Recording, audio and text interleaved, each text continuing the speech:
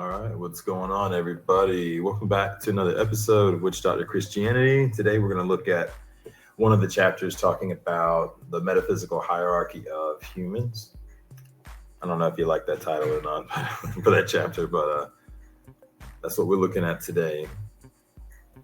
And I'm not going to read the entire book, but it's going to just be portions that deal with the same stuff that we deal with, and I'm going to have some guests on.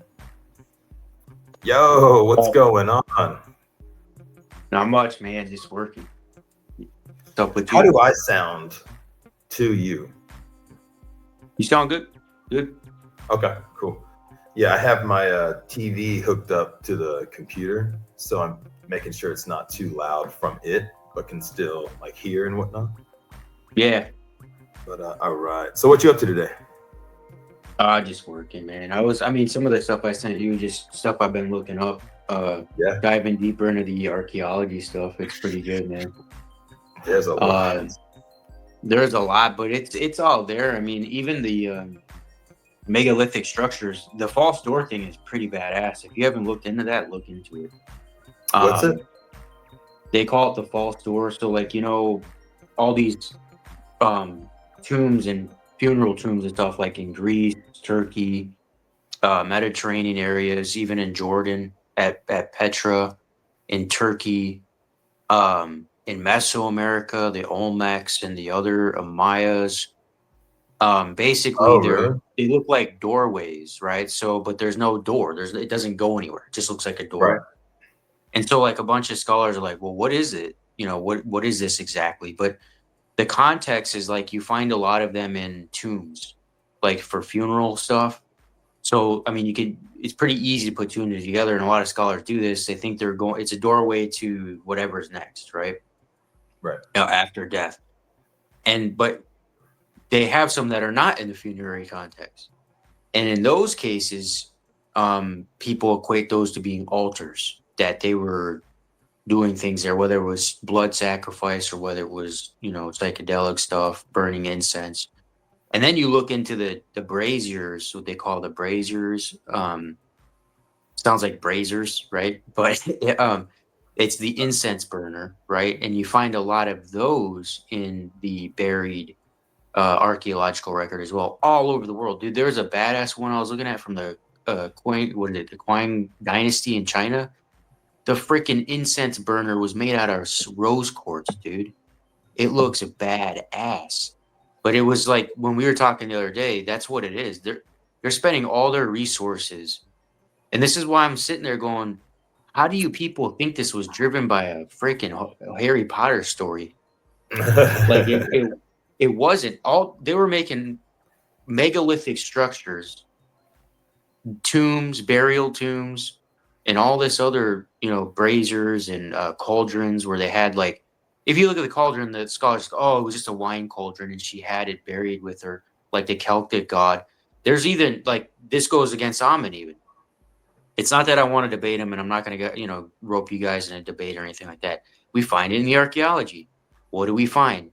There's Celtic burial grounds so Vex is one of them. It's in France, and they find Etruscan, Greek, and Celtic stuff all together, which means that they were obviously trading culturally, not just, here we bought a jar from Greece. No, they were burying their dead princesses with it, which means that they're intertwined with the culture. So when Amun does bring up the Etruscan is just Italian. That's all it is. It's just Italian. Okay. Okay, cool. Yeah, it's just Italian. It's just like another name for the Italian, where modern day Italy is. But they were trading a lot of their cultural stuff back and forth and together and mixing and blending it.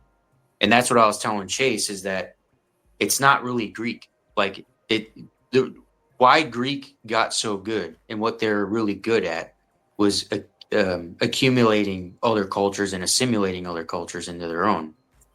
But with that came the assimilation of all their own ritualistic practices and kind of building off of that and adding their gods and goddesses. And because you see the same gods in other locations.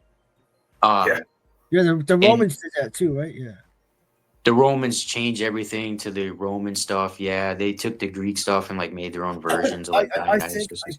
I think Genghis Khan did that too. Like when he would take over people, he would like assimilate. He would assimilate their religions and keep them on his side or whatever. Yeah, the Jews did it. I mean, the Jews obviously did it. They didn't even worship Yahweh. That would the Yahwist cult, like we all talk about that, or Myth Vision, Yeah. and what's his name, Gnostic actually do a good They do a good job on that, on talking about. Yeah, their latest few videos have been really good. Yeah. The guy that they don't like, I think his name is what's his name, that Cad Bornea guy that everybody makes fun of, because he said the Jewish Greek or whatever he was talking about. Oh yeah, Gad. Oh, Like, yeah, he's actually not wrong. Amin just kind of pokes fun at the guy, but that guy actually has some good shit. And he has that cup that he brought up in the interview with Gnostic Informant, that fire cup. That's like, yeah, they were drinking something, and then they were also burning some incense in there too. It makes sense because if Koine or Kide or however it's supposed to be pronounced, but it makes sense that if that's a dumbing down a common Greek, then that would mean it's a common Greek made for people who don't speak Greek. Like they had coins with Greek with I'm not going to say Zeus because there's some contention there with some of the scholars whether it was Zeus. Down your language to make it easier for people who don't speak it to be able to come in and learn it and speak it. It's like Greek training wheels. It's like if I went to Mexico, right? Like if we all probably have slang that we say from other cultures. You know what I mean? Like the French Canadian. Oh my God.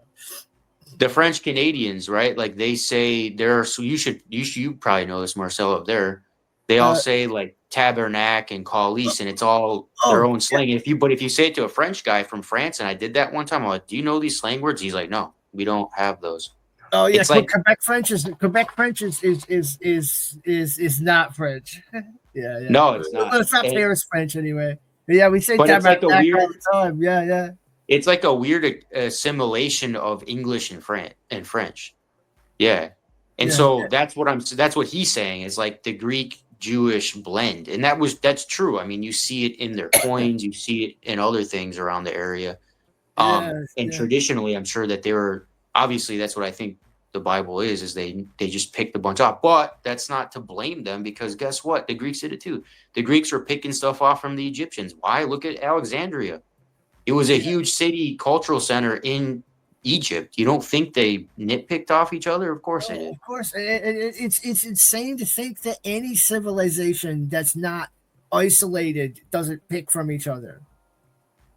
Yeah, and there's nothing wrong with it. But of course, nothing wrong with that. But like, unless you're a tribe that's so isolated you've never seen other tribes or whatnot, then it's crazy to think that it's like everything is assimilation of like all of existence is assimilation of everything around it. Yes, basically, right? Like that's what existence is. Like, did I word that correctly? That seems right. Yeah. That's what nature is, and actually, right. It's the amalgamation and assimilation. It's assimilation is the first step to harmony. That's kind of what evolution is, and then I guess so. I've never thought about it that way before, but yeah, I'd call it. Yeah, assimilation is the first step to harmony. I think I'd have to think about that longer, but that thought just came to me. So it's that Latin phrase "memento mori." Oh, it means memento mori. It's basically meaning that remember that you're mortal, and the point of that though is when people hear that they go too fast. They think. Either they get depressed because they know they're going to die, or they get motivated and they prioritize it because we all know we have a limited amount of time here. So it's like getting paralyzed by the fire of hell or using the fire of hell as a springboard, right? Yeah, it was in the Roman words too. Deer in headlights, or the headlights make you run to the bush, right? Which deer are you, right? Yeah, and I think with a lot of that, I don't really care, but I think Amin's fan base, if you said that to them, they would, go crazy because they're all these. He instills that. I'm gonna just say it. He's ethnocentric, and it bothers me.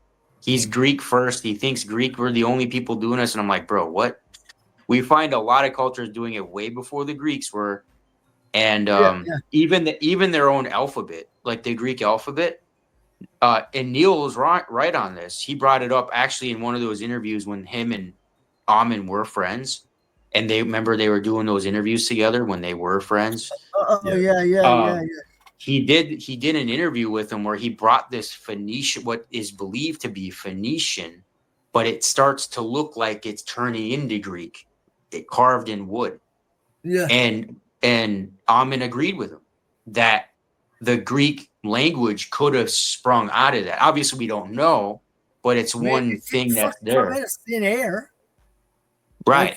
Right. Like Jesus Christ, nothing comes out of thin air. I guess that's what I meant by the assimilation thing too, because that's what because otherwise you're creating culture out of thin air. And unless you're an isolated culture that's never met other tribes. But that's how he makes it seem. He's always like, the Greeks are the best. The Greeks this, the Greeks. I'm like, dude, what? That's what I was going to say too, though. But I like the Greeks, but goddamn, why do you got to make it like? The isolated cultures we do find have fairly similar things to the cultures that are assimilated. I'd be telling you. So, WitchDoctor and I are in Texas. There's a lot of Mexicans here. Him and I know, like, he's from North Texas, and North Texas is way different than down here because, like, North Texas, there's a lot more whites, and I call it like white Texas because I'm like, that's the white. That's what I would call it. That's the white cowboy with the Mercedes and stuff. Yeah. Down here, it's like 50% at least are Latino. So it's a lot different world there. But I tell all the Mexicans around, I'm like, dude, you guys had some badass shit historically, but they don't tell you that shit. And they make you feel like you're inferior because you're wetbacks or all this other shit. And I'm like, that's complete trash. I was like, if you look at the cultures down there with the Maya and all that, the Mayan Codex and the Dragons, their calendar and everything, dude. I was like, you guys were fucking highly intelligent, highly advanced culture. But they don't tell you that. When you go to school, high school here, they don't tell you none of that shit. So they just make you feel like you're just like, oh, I'm a second, what do they call it? Second generation American or whatever. Yeah. Right. And so they feel like they're living in a white culture. But I'm like, nah, you guys should be like happy about your shit and like proud of your shit because actually it's a lot cooler than you think or been told. I think in Texas it's a little bit better than some other states. Like I don't know, certain governors are going hard on it, and it can start to look a little. I don't want to say like, I don't know. It's not I'm a civil affairs dude, so I like to help people, and so when I think about something being illegal, I'm like, because there's this weird animosity right now about like citizenship and entry and things like that, for sure. Whatever. That's always been there. That's what all the things of all the books of all the everything are, people coming and going from places because of a war or a famine or whatever, that's literally like history, period. But in Texas, people are a little bit more like, they like to preserve it seems like they try to preserve the cultural roots all the way back to even before, because they know that like this is at one point Mexico, straight up.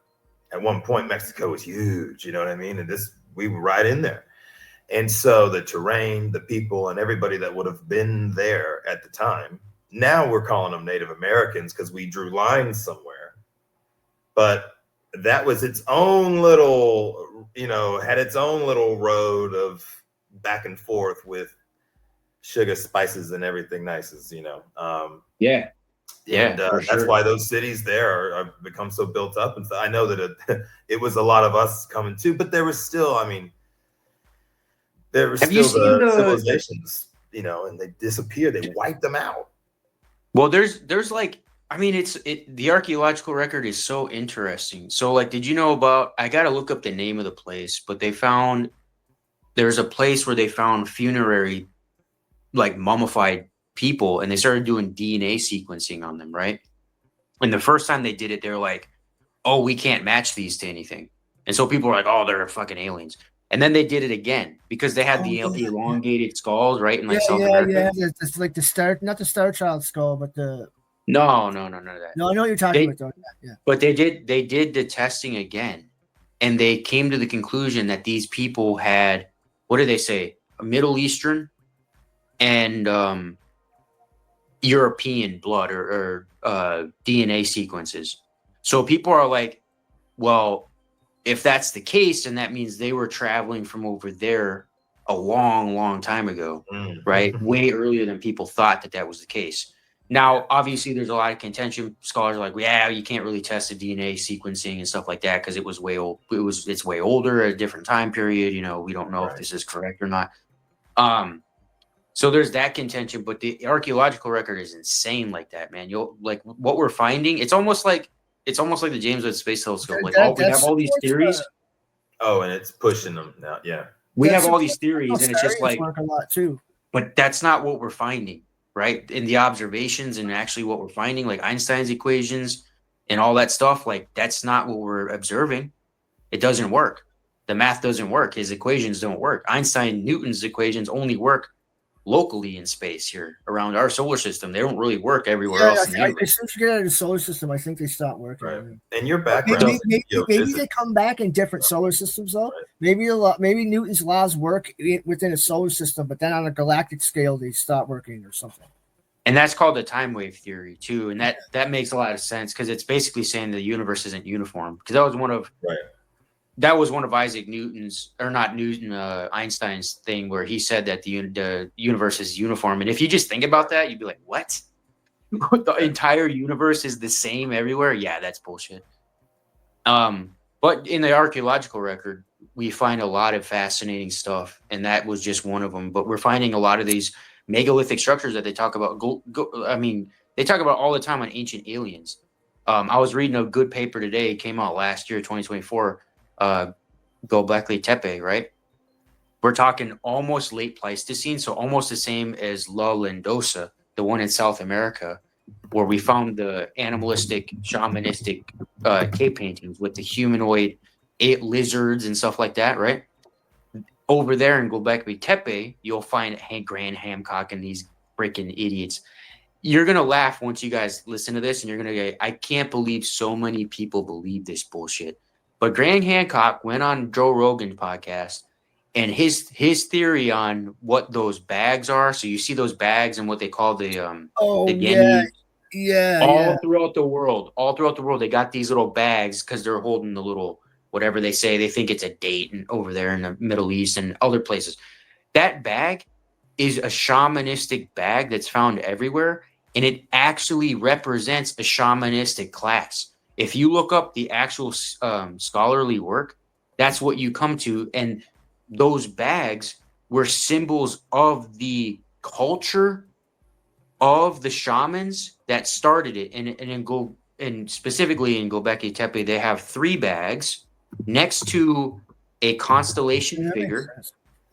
And the first bag is bigger because they're like, oh, these are the ones that started it. These are like the fathers. And then they have a smaller bag and then a smaller bag. And you have people that are like, well, this is like 3 generations of shamans or something. Of shamanistic peoples, yes. Yeah. Or that contributed to a new cultural dynamic. Yeah. Yeah, and Graham Hancock goes on Joe Rogan. You know what he says to describe what these are? He goes on there saying that this is evidence of time travel. I'm like, you have to be in. Yeah, I'm not kidding you. So when you see that and you read the article, but I told WitchDoctor, I said, you know what? That paper came out in 2024. If I look up how many times that paper's been cited, Marcel, and this is the sad part, it's less than 100 times. So it tells you people aren't even looking for this shit. Oh, well, yeah. So Graham Hancock didn't even go do his research. He just went on there, knows he's going to get clickbait, knows he's going to get views because he's saying it's time travel. It's like, I like Jason Giorgiani, but I don't believe anything that guy says. He also thinks that all those cities, Atlantis and all that stuff, right? And he calls it Promethean and all that stuff. he gets on all these crowds of aliens and time warp, but that's I what he like some says. of the stuff, but some of it's a bit out there. Yeah. Oh, it's bullshit because just Yeah. like Neil, I know Neil likes him because he has him and he's a guest and whatnot. But one of his major citations for his theory is it's a book called Forbidden Archaeology, and if you look up the book look it up. It's two guys that are amateurs. They're not even archaeologists. They just amateur archaeologists, so they call it pseudo archaeology. Yeah. And if you look up and if you actually read the book, it's like I don't know, it's pretty thick. But it's at the end of my book. They have no dating techniques in there. Like none. Okay. No absolute dating techniques. But then they just have these hypotheses about, well, why are we seeing cement in a 3 million year old geologic outcrop? And he goes, oh, it must have been time traveling humans that came back and poured cement here. Giorgiani talks about that. Giorgiani mentioned both of those things on someone's channel. Maybe they knew about cement. Danny Jones, I think. Yes. I don't know. My mom had that book growing up. And she talked about it. It must have been time travelers. Well, that's the funny thing. It's like, okay, the movie. It is a possibility, but like, why would that be your first conclusion? Like the movie 65 with the Kylo Ren dude about going back in time when there's dinosaurs. Oh yeah. And he leaves behind a lighter. Oh, that concept is based on that book. What'd you say? It's called 65. And what it represents is 65 million years ago is what that title means. The number 65, and it's got the Kylo Ren kid. Kylo Ren. Oh wow, this looks cool. I've never seen this. Oh, by the way, what's his name? Adam Driver, right? Yeah, Adam Driver. Yeah. Keep your eyes peeled for Chase if he shows up. You know what I mean? I know sure, yeah. Yeah, I just want to make sure he gets in and I'm not looking at something. I was trying to find a picture. I'm gonna hit you up later, TigerShark, too, for those papers about the merging of the Irish and Middle Eastern DNA or whatever. Oh yeah. I have to find. I want those papers because it supports Michael Sarian's idea of how his book, The Irish Origins of Civilization, but he really meant he should have titled it "The Irish Influence on the Origins of Civilization," but it's all about how like the Druids came over to. Now maybe a lot of his stuff is wrong too, but it's basically about how the Druids came over and influenced Egypt and stuff, and how that's how the red-haired people got over that way. Yeah, that's well known actually. Yeah. That's actually well known. I mean. Okay, yeah. Now, mind you, Sarian also gets shit on because he's like all about Atlantis and shit too. But like some of his stuff, I really enjoy. I was trying to find an article on Göbekli Tepe that I cropped a picture out of that's on my last laptop that's dead, and it is a picture of. It's probably on an older copy of the book that still had all the There's so many copies of the book that when I was transferring it and making it, and it's hard to describe, but the pictures, some of them are missing from my final copy. And one of them is a picture of an alabastron from Göbekli Tepe. Yeah. I can't find it. I'm trying to read. It's an but they also have the female. So they have an alabastron, like a phallus, but they also have the female where they would put it inside. Oh yeah, they have like the platform. They have this. They have this like circular platform, and then you put the little statue on top of the circular. I'll show you right here. I'm looking at it right here, and these are the 3 handbags. Oh yeah, send it if you have that. I don't think that's Göbekli Tepe though. What I'm talking about. Here, this is. I don't know how to change to flip this around. I don't get it, but Oh shit! Can you see it? Yeah.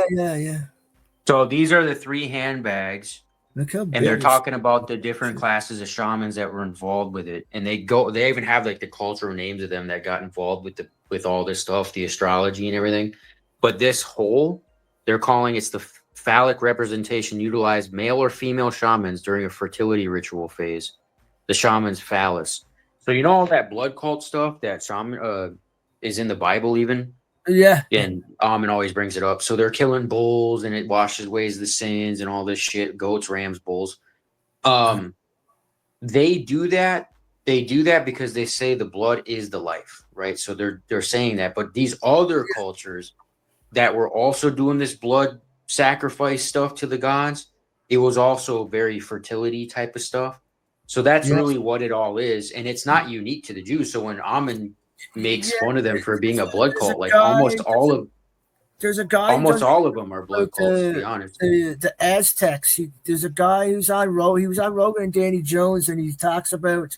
He's like he's an archaeologist or something who found like this new Aztec village or some shit.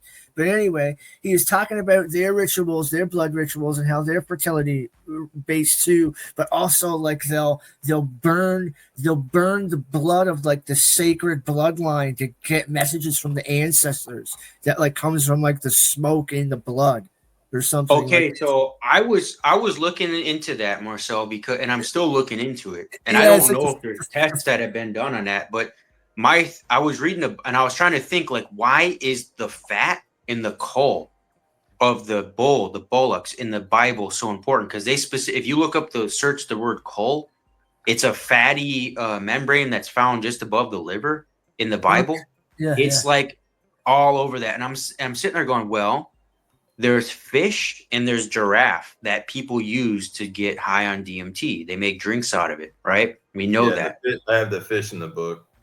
I'm like, do they have that is DMT concentrated in the caul or something? Because that could be a thing. If they're burning it and inhaling the vapors on the altar, like you just said, in the Bible and getting high off of that, I don't know if that's a way to do it. It's potential, right? And you just said that, you had some scholar on one of these shows saying that. So it could be that. But I was going to show this picture. Keep talking. Sorry. There's a crazy one with the Jaguar stuff, man. And it reminded me, and Levi Strauss is in here too, Gnostic. I'll have to send you this paper. The one from South America. This site is a different site entirely. Oh, but yeah, it's got the DMT, the DMT snuffing cult from Colombia. They found a new site. So basically, it was a Christian Send me missionary was sent to just try to make other tribal people Christian in Colombia. And he stumbled across all these old statues and things of that nature of this culture. And it's called the San Agustin Archaeological Park in Colombia. And dude, they got a statue. They all have big, wide noses. And we know in the Colombian Amazon, what do these guys do almost on a daily basis? Literally, there's documentaries. You can watch them do this on a daily basis. They snuff yopo mixed with B-cappy. Yopo, Graham Hancock did that with one of the dudes. Yeah, they're crushing the sea. Like there's even documentaries that white guys go down there and they're just doing it in front of them, like just do it, and then they're dancing around and like getting high and stuff. And this is the same area that they're finding these statues, and they're holding two things that look like they're putting them in their nose to snort it, and the statues have a wide nose. I'm like, what else could that be? Oh yeah, right? Yeah. Obviously, that's what it is. It's really nothing else. But you have people that go. You have stupid scholars that go and see that, and they go, "Oh, those are just hunting clubs. They're just holding hunting clubs." Like, yeah, okay. So why have an elongated nose then when they don't even look that way at all? Obviously, they're signaling that they're using that for a particular thing. And then they have next to the one with the two shooters in the nose like that, they got one holding a serpent snake. Like that's what it is. Once that journey that they go on is all serpenty. You know what that is, Gnostic? It's not because they read the Bible in South America. It's because that's the feeling you get when you're on the come up. It's this very slithery feeling, like snaky. Like you feel like there's something slithering into you. You know what I mean? Snakes are crawling all over you. I've heard that description in so many. Even the fish that they eat in the Caribbean, if I'm not mistaken, or everywhere where the damn fish is, they eating that DMT algae. Yeah. I guess once it goes in the Yes. liver, it goes in the whatever is remaining that's going in and out of the muscles, the blood. Now it has a more bioavailable version of it that I guess your stomach wouldn't destroy because you don't need an MAO, an MAO inhibitor eating. Or it might have it in it. And that's the thing with that one, because if you look up the papers for that particular fish, they know it's got DMT in it, but they don't even know where it comes from. You're probably spot on with the algae, and that's what the leading hypothesis is, but they still don't even know. So it could be a plant that actually has both DMT and is an MAOI with both in it. That would be cool. It's not like it's impossible. Kava. Chase just bought the Kava bar. You know, Kava's an MAOI. Yeah, I was wondering. Did you know that? Because there's no Kava bar in my town. I'd like to. It'd be cool. I should send you the paper on the MAOIs because I got one that lists all of them that they found so far in nature. That's on there. The Kava's on there. In Plants of the Gods, they have a list, and that's where I saw Tribulus terrestris as having harmaline in it. I talked about that in the episode I did a little earlier today. My back is so jacked up, man. I can't go to the gym or nothing, so I'm like, I'm making some episodes. No, I was going to show people the cross-dressing Baptists. And so the picture here of John the Baptist. Let me see if I can actually see this. Oh, look at that. What's the site under? What's it say underneath the picture? It says John the Baptist. Oh, okay. I'm just going to read this real quick because this was interesting. And I would definitely want to check this out a little bit more in detail. But Thracian Baptists and priests known as Galli, Galli, as it's spelled in the book, worshipped underworld divinities. Okay. Both groups betray the typical signs of necromancing worshippers. John's theological interest in preparing for the coming of a messianic figure is exactly in line with the activities of the self-castrating Galli and their cross-dressing Thracian Baptist neighbors. Based on their many similarities, it's likely that John was also a cross-dresser. In fact, his most famous leather waist belt is suspiciously similar to the ornament belt characteristically used by women in the celebration of the goddess Aphrodite. Furthermore, John's aggressive approach to purifying the public is reminiscent of Hercules' efforts to clean up the crime-ridden highways and crossroads of the ancient world. And like the Baptists, Hercules was worshipped as a cross-dresser. I had not heard that about Hercules. Is that true? I've never seen him in the art like that, but maybe. Hercules as a cross-dresser of all people. Now, we all know about Achilles, and the common way of guys back then. And we heard about Achilles sort of cross-dressing when he was, living with the Amazonians. So I don't know. Have you seen that huge bronze statue they found of him? Yeah, Hercules. Hercules. Hercules. And the one that would get struck by lightning. It would repeatedly get struck by lightning. Have you seen that? No.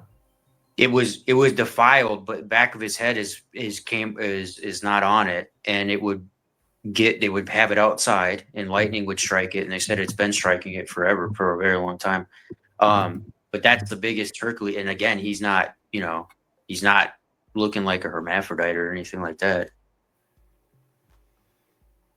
They found this in, I want to say, France or Italy. I forget which country. What is it? I'm about to. It's a massive bronze Hercules statue. Oh, that's cool. That's cool. But Hercules was made to cross-dress as a punishment. I just found that out. In Greek mythology, he cross-dressed as a punishment. As a punishment. Yeah, they found it here. It's called the giant gilded Hercules. Okay. Let's see. No, not this one.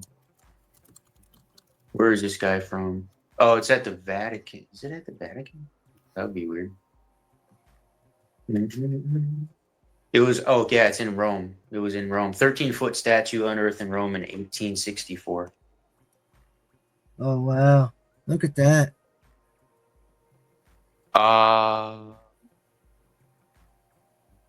Go up, go up. It's not gold, it's bronze.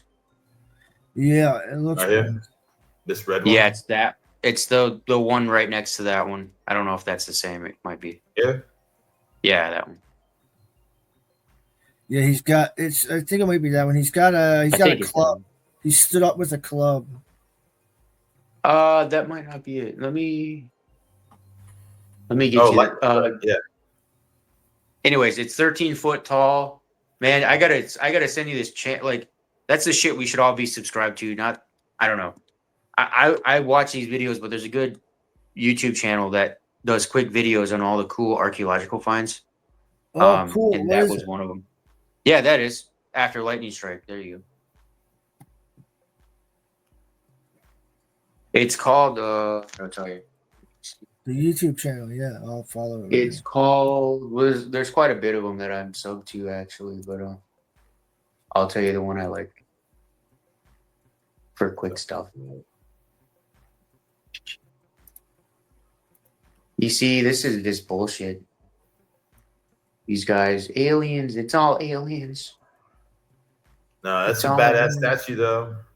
You know, some statues are better than others. There's one I love of Achilles that I just changed my background from Achilles to this other one of Achilles, and but this It's is called good. I like the way that they see. I don't know, the whole being an art kid, drawing humans is hard, right? So whenever I see really good statues, it's like, all right, that's pretty damn awesome. Because and a lot of statues, you know, from that time, I almost think it's more like a Hellenistic theme of a statue. It's just anatomically accurate proportion wise, nothing too crazy. Now we do see other kinds of weird vulgar statues, even with churches, gargoyles, you know, bending over showing their assholes and stuff, and you know, it's not as a perfected look, obviously, and it eroded a little quicker than some of these different material, obviously, but this is a badass statue. Yeah, Hercules. The channel's called History Piece. History Piece. Okay. Hell yeah. Well, what else has been going on? I was going to do an episode, but I'm just going to have everything we talked about for this episode, and I'll do a different one. I'll choose a cool thumbnail for this instead of my wizard Jesus. Shocker.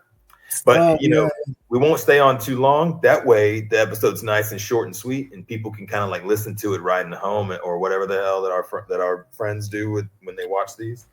And yeah, I like to have them shorter. I mean, I know it's your channel, but I like to be short because I'm like you. You need a blend of all of it, really. I've discovered it's like you need some long form, you need some 30-minute ones, you need some 7-minute videos that are good too.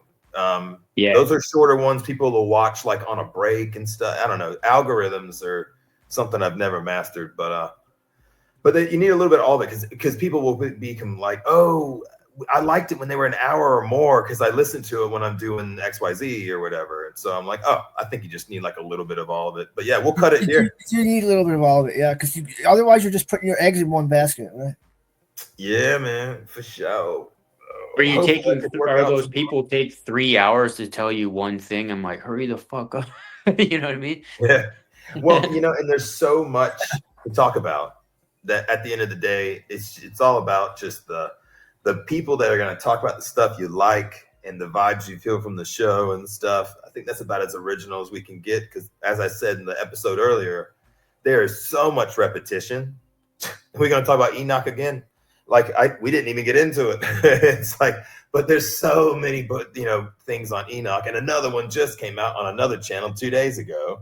There's thousands of videos on Enoch. It's like, at this point, it's almost becoming like the religious spaces are turning into almost like, I don't know, almost like like shows. You know what I mean? Instead of they have different people on all the time instead of, I don't know. It's all evolving for sure. But it's been pretty fun. Not gonna lie. What's that one they always had? Yeah, they had like 2 months. Like if you follow the Christian circle, they always do that. They always follow each other. So like if Wes Huff talks about something, like then they all do, you know what I mean? Then they all spend 2 months talking about the same topic. And then they just move on to the next one. So the first one was the Billy Carson thing. That's what got him famous, right?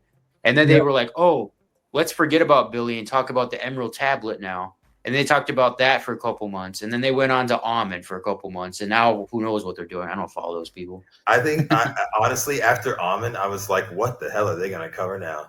Because who's going to come along that they haven't covered? That's he like, took a trip. They're not going to cover me because they've already covered Almond. He took a trip just like Neil did. So Neil went to Greece with Steven. And then like a month after they came back, Wes Huff is in Greece like, oh, here's the artifacts and here's the Well, in his defense, I would love to go too. Oh man. I will. But did you see the just the bullshit that he was showing the old Greek artifacts and some of the stuff, right? And he's like, oh, this is the Christian this is the Christian that. And it's like, dude, do you even know what you're talking about? Right. Bro, well, dude, thanks for chiming in. I know Chase is busy. I'm gonna take the time to have an episode just with him, so we can go back and forth and really open him up because he's missed a few, and he's got a lot of stuff going on, but he's been such a big contributor, especially with the Gnostic Zone, and I can't wait for that premiere. Oh my gosh, it's just a matter of time now. Yeah, I want to see his new place. Yeah. Yes. Yeah, for sure. See, that I was telling Marcel he needs to record the music and stuff he's doing because he has so much of that going on in his life, And Chase said he's going to do something at the Kawa Bar. So I'm like, okay, that'll give you something for you to do just when you're not making the shows. Yeah, he could bring Almond there, honestly. Almond, hopefully Chase can establish a relationship with Almond. He's not going to want to hang with me anymore. But, Why do you say that? He doesn't like you? Well, I made friends with Gnostic Informant, and I've criticized some of the stuff he said, which is great. But, I don't want to say anything negative because then I look just like any other guy that no, I don't think. You know what I mean? It's like, no, I mean, he talked a little bit of shit and he did, put a picture. He did. I didn't even see the episode, but it's like a picture. Everyone said I was in that chat trying to defend you. There was a couple people in there defending you. I was one of them. Yeah, I'm sure. Thank you, and I'm sure. And he's just being fun too. But I don't know if he's going to be able to come on my show because I do interview style research interviews. I pick people's brains on stuff that would take away from his performance art. And I can respect that. I have an actual education in that. So, I mean, I could totally get why you can't break that character. Now, not that it's too much of a character, I mean, there's books and everything that are part of this journey and conquest of his, it's his journey. That's what he's going to be doing, whether it's provoked by anything or not. This is what he's been made to do.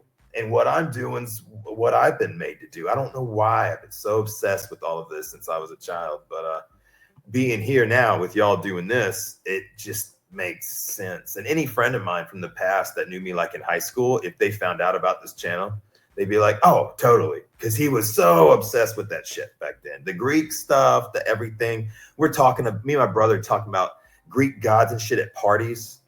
Because we actually had the energy to do that shit. Like people don't have the energy for that shit, so nobody wants to talk about. That's what I was like at parties too, and no one would want to talk to me. I'm like, what the fuck's wrong with you people? Like, why can't we talk? It was just like drunk and being dumb. I'm like, man, like let's talk about this cool fucking myth or something. Yeah, but the thing you're doing, but the thing he's doing differently, Marcel, than Amon. Amon doesn't get into the statues or the artwork. He only pays attention to the text. Oh yeah. But I mean, I think he's also trying to just stick in his lane too.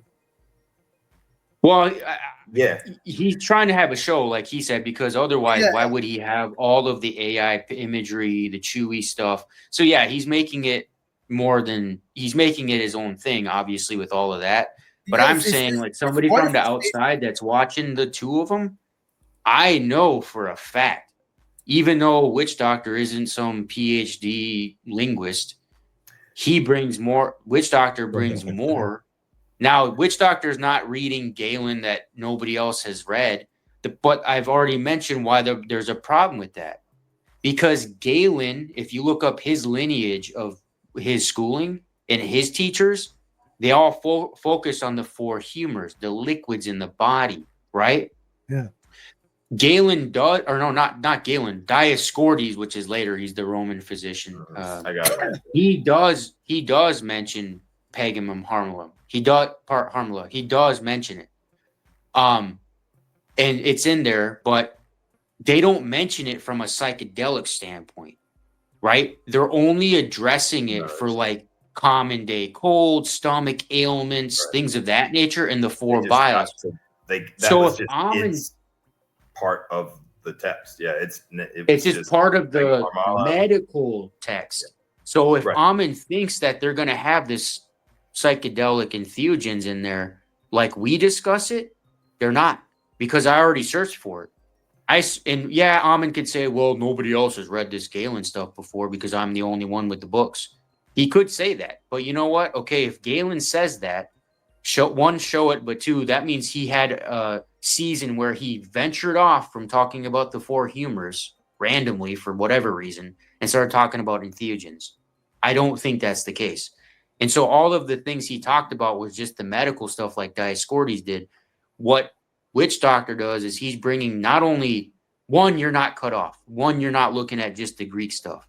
You're looking at everything. You're also bringing in scholar work from everywhere. And you're also incorporating the artwork and the statues and that stuff. And he's not doing that. Yeah, he's just not. The art's the coolest part, I thought. Same. I just like, man, statues and stuff are cool, dude. I mean, I just remember looking at them and they kind of even give you that feeling inside, like, whoa, when I was young and I got the camera around my neck at the museum and, we're all just like, this stuff is so old, But I had a very privileged childhood, so I don't need to pretend it wasn't, for sure. Going to the School of the Arts and stuff, yeah, it definitely. Yeah, that's crazy. I wish I went to the School of the Arts. That would have been nuts. I would have liked school. Yeah.